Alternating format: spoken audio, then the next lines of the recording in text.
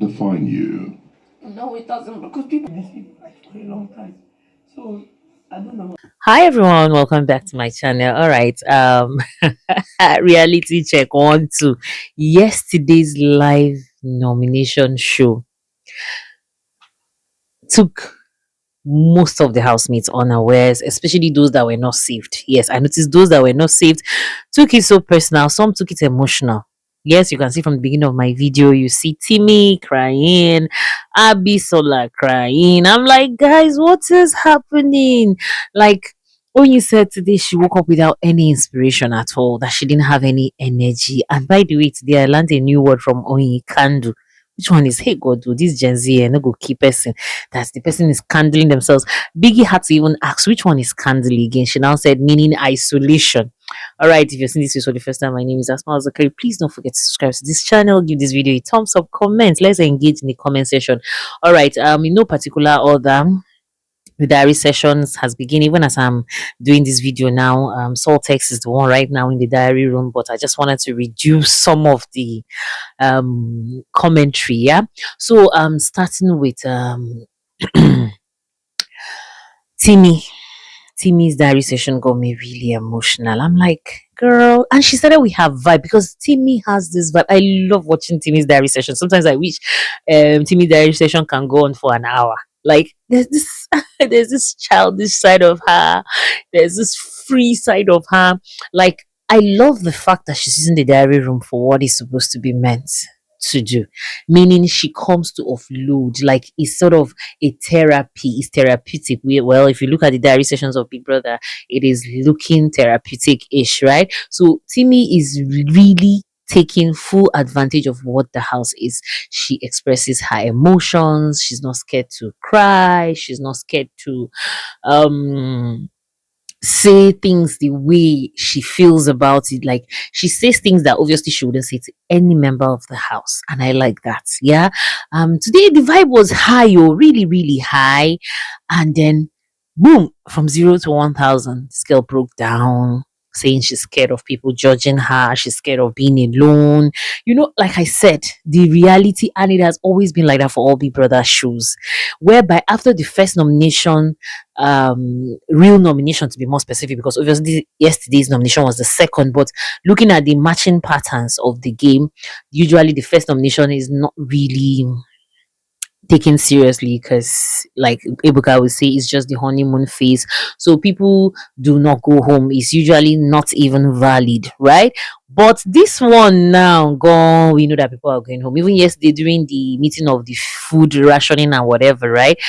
Tran even said, why are you guys fighting over food when even from Sunday, some people will go home? Go home and eat in your houses. You understand? So they know for sure that this week coming Sunday, someone or some people might go home. Not even might, will go home. We're certain, because of course we know that the voting system has been opened for viewers to vote and keep their favorites in the house. Yeah. And so the 4 housemates that were saved, some of the housemates felt more entitled to that space than others. You understand? And then this nomination of yesterday got a lot of housemates now questioning what they thought they had as loyalty. Yeah. Because that short moment of conspiracy, a lot of people thought that I thought me and this person were cool. So why is this person not calling me to come and conspire with them? You get that kind of thingy. And I don't know if it's just me, but yesterday there was something I noticed about this conspiracy theory thingy. It sort of kind of even broke some certain connections, even the romantic connections. I don't know if anybody noticed it or it's just me that noticed it. It broke romantic connections. What do I mean by it broke romantic connections? See Yusuf and Bells, despite all the presentation of him proposing her, them, locking lips and all of that. But there's just something that thing did yesterday to their relationship is not as cozy as it was, or probably I'll say the wager tax presentation is what has taken the major time that they have, that they would have spent with each other, because Yusuf is the director, if I'm not mistaken. He's the director of that wager presentation. So obviously there's no time for love. There's no time for romance.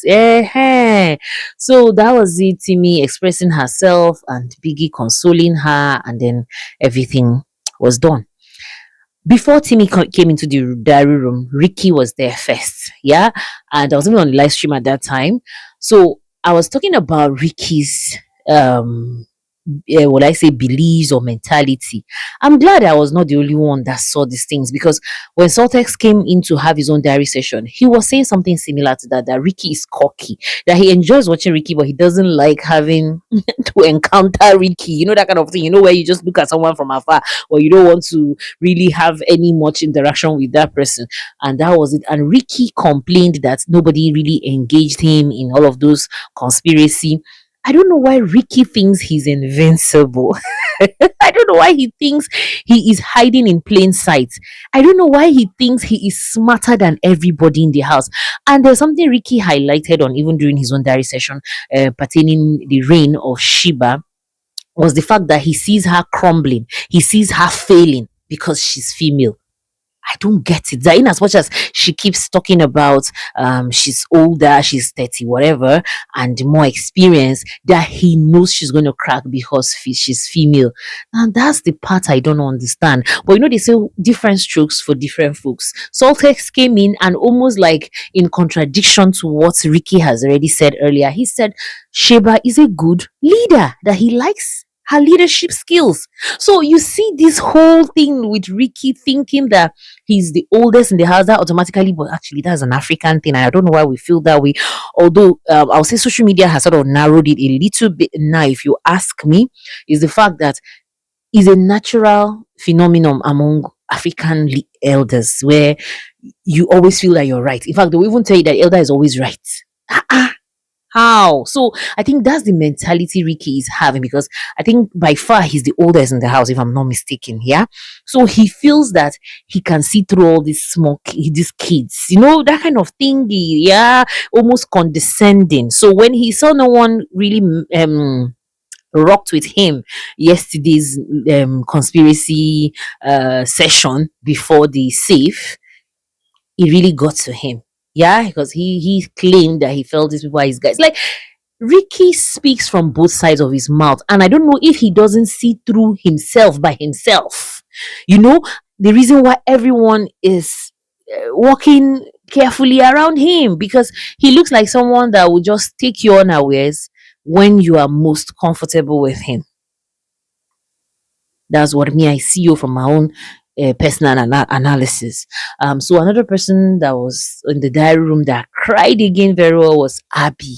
Abby said people don't like her, that she's used to people liking her in the outside world, but this time around she came in, people didn't like her, and I'm like, Abby, who told you that?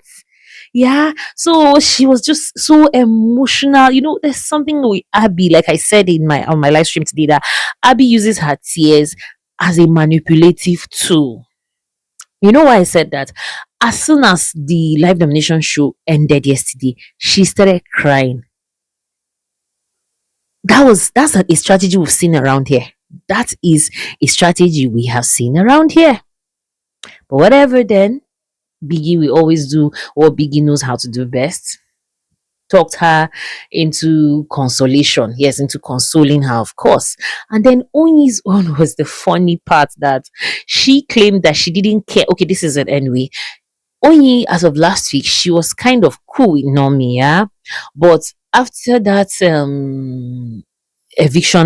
live eviction show, now of course we always know Ebuka does his job effectively by steering the pot. And then some back and forth here and there. I even have a video here you can watch in my list where the issue between Nomy and Bells. Now Oyin said she heard Nomy talking about how Bells always admires her, right? Always compliments her looks. So Oyin said when she heard Nomy saying such things about Bells, she now said, but I also compliment your looks. Oyin said she compliments everybody's looks. Anybody that looks good, she compliments them. Why not?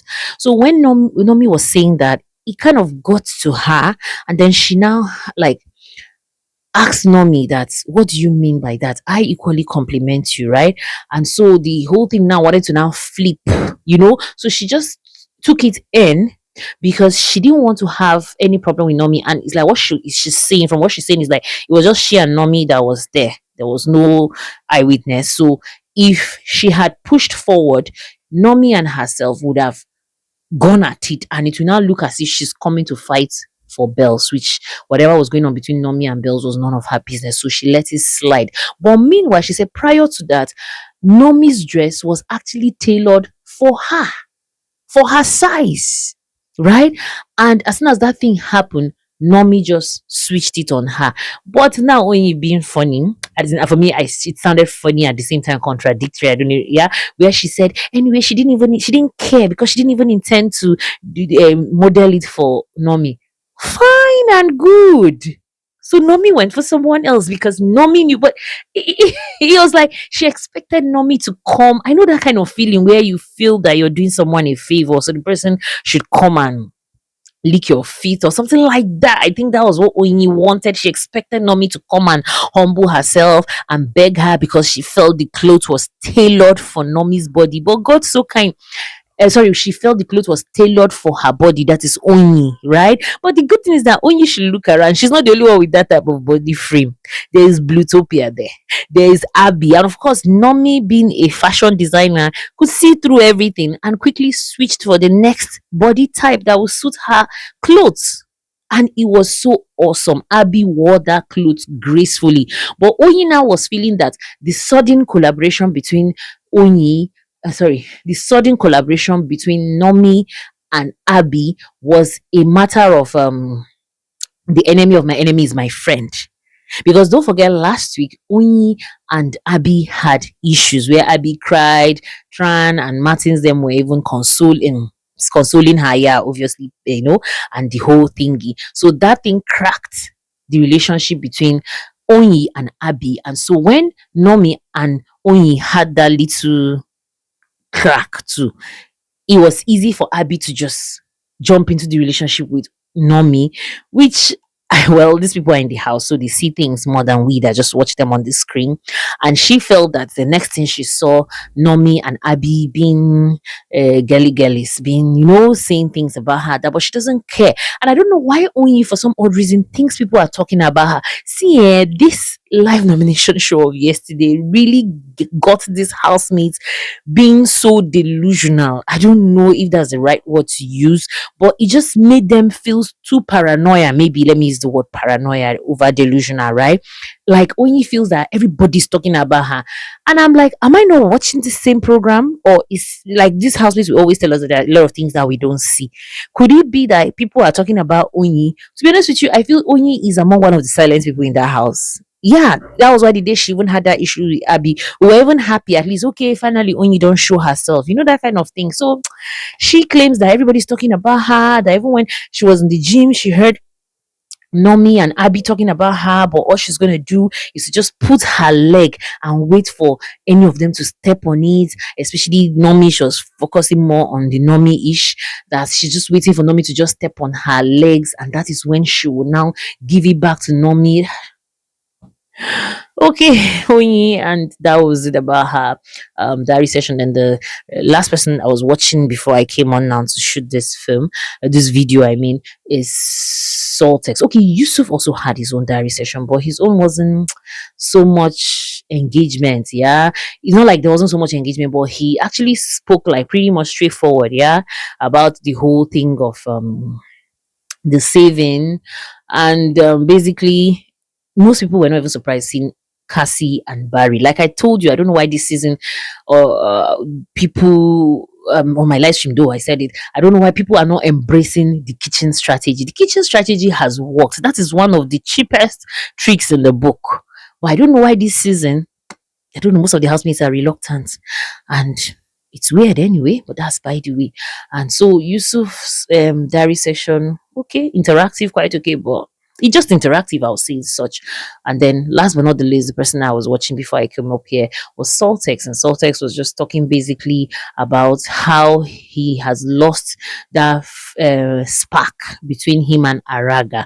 Now, in as much as while Araga was doing his own conspiracy thing, he invited him in, and hence the reason why he had to return the favor. But he's not really feeling the vibe, and he said that Chisom and their Yusuf are kind of looking down on him, especially in the aspect of theater. That they just see him as just a dancer. Now they don't know that he goes beyond that. In as much as dancing might be what he is fronting, but he has more than just dancing. And then he said he has made up his mind to open up more, things like that, because he doesn't know why when he says things, he doesn't know how they look at him, that do they see him like some dull guy or something. Well, it is what it is. Yeah, it depends on what you came in with. So obviously, that's what they will look at you as, and so things like that. Okay, let me stop here. This is already 15 minutes. All right, thank you so much. If you watched this point, I really, really appreciate. Don't forget to give this video a thumbs up, and I will bring you more details on the Big Brother Naija season 11 show. Yeah, self. Bye.